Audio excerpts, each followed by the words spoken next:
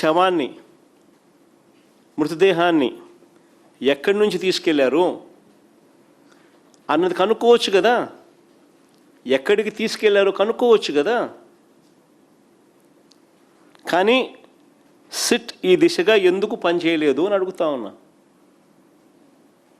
ఆ మృతదేహాన్ని ఎక్కడికి తీసుకెళ్లారు అనేది ఈ కెమెరాల ద్వారా కూడా కనుక్కోవచ్చు కదా. ఎందుకు సెట్ ఈ దిశగా అడుగులు వేయలేదని అడుగుతా ఉన్నా. మేట్రిక్స్ సిస్టమ్ క్లౌడ్ సర్వర్లలో, ఈ మేట్రిక్స్ సిస్టమ్ క్లౌడ్ సర్వర్లలో 90 రోజుల వరకు ఫుటేజ్ ఉంటుందని తెలిసిన వాటిని సిట్ ఎందుకు స్వాధీనం చేసుకోవడం లేదు అని అడుగుతా ఉన్నా. ఇంకా ఒక అడుగు ముందుకు ఏమంటారా, ఇంకా ఆశ్చర్యం కలిగిస్తాయి. సిఐతో పాటు సంబంధిత పోలీస్ బాసులు ఫోన్లు, మెసేజ్లు, కాల్ రికార్డులు, ఎలక్ట్రానిక్ కమ్యూనికేషన్స్ ఇవి పరిశీలించే కార్యక్రమం ఎవరైనా చేయాలనా లేదా? ఎందుకు చేయలేదని అడుగుతా ఉన్నా. ఆశ్చర్యం ఏమిటో తెలుసా, ఆ కానిస్టేబుల్ రిమాండ్ రిపోర్ట్లో వాళ్ళు ఫోన్లు నాగ్పూర్లో అమ్మినారంట.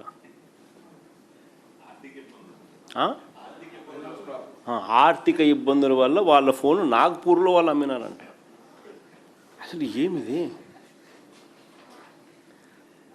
మనిషిని చంపేసినారు, శవాన్ని కనపడకుండా చేసేసినారు, వీడియో ఫుటేజ్ లేదు, మాయం చేసినారు.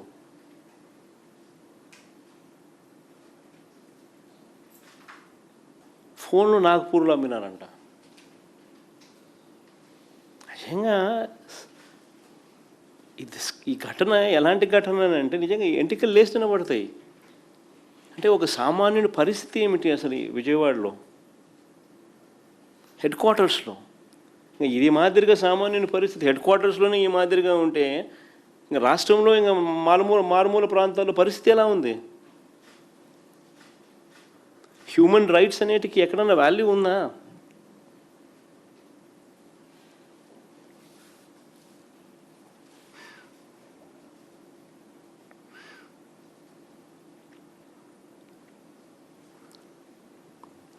చంద్రబాబు గారి పాలనలో ఇలా వ్యవస్థలు, వాటికి బాధ్యత వహిస్తున్న వాళ్ళు ఈ మాదిరిగా కుమ్మక్కవడం కొత్త ఏం కాదు. ఈ 2 ఏళ్లలో చూస్తే ఇదే కనిపిస్తుంది. ఈ ఒక్క కేసే కాదు, ఇట్లాంటి శతకోటి ఉదాహరణలు ఇవ్వచ్చు.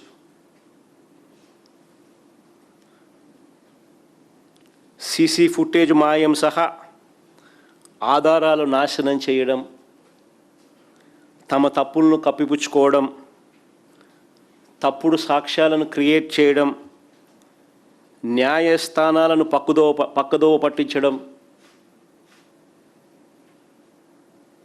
చివరికి కొన్ని కేసుల్లో అయితే వీళ్ళే డబ్బు కూడా తీసుకుని పోయి పెడుతున్నారు.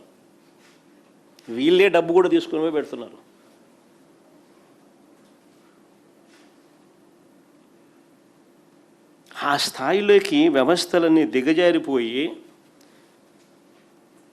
2 ఏళ్లుగా రెడ్ బుక్ పాలనలో మనమంతా కూడా రాష్ట్రంలో జరుగుతూ ఉన్న హ్యూమన్ రైట్స్ వయలేషన్స్ చూస్తూ ఉన్నాం. రాష్ట్రంలో ఇదే జరుగుతూ ఉంది. ఒకరిని పిన్ పాయింట్గా ఐడెంటిఫై చేస్తున్నారు, వాళ్ళని ఇరికిచ్చే కార్యక్రమంలో ఎక్కడా కూడా మారల్స్ లేవు, ఎథిక్స్ లేవు, స్క్రూపుల్స్ లేవు. వాళ్ళ జీవితాలు నాశనం చేస్తున్నామన్న ఎక్కడా కూడా పశ్చాత్తాపం కూడా లేదు.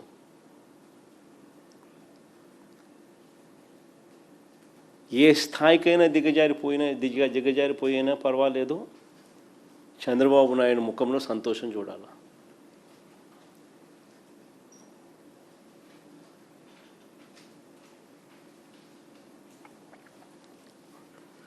నిజంగా ఇవన్నీ చూసినప్పుడే జంగల్ రాజ్ అంటారు. జంగల్ రాజ్ అనేది ఎక్కడో బీహార్లో ఏదో మాట్లాడుతుంటారు. బీహార్ కాదు, ఆంధ్రాలో ఉంది స్వామి జంగల్ రాజు. దీన్నే జంగల్ రాజ్ అంటారు.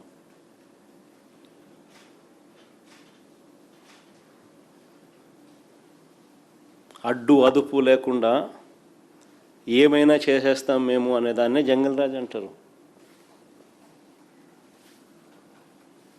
చంద్రబాబు నాయుడు గారి జంగల్ రాజ్ పాలనలో బాధితులే నిందితులు అవుతారు అనడానికి ఇంకొక ఎగ్జాంపుల్ చెప్పాను. రీసెంట్గా జరిగిన ఎగ్జాంపుల్ చెప్తా. బాధితులే చంద్రబాబు నాయుడు గారి పాలనలో నిందితులు అవుతారు అని చెప్పడానికి ఇంకొక చిన్న ఎగ్జాంపుల్.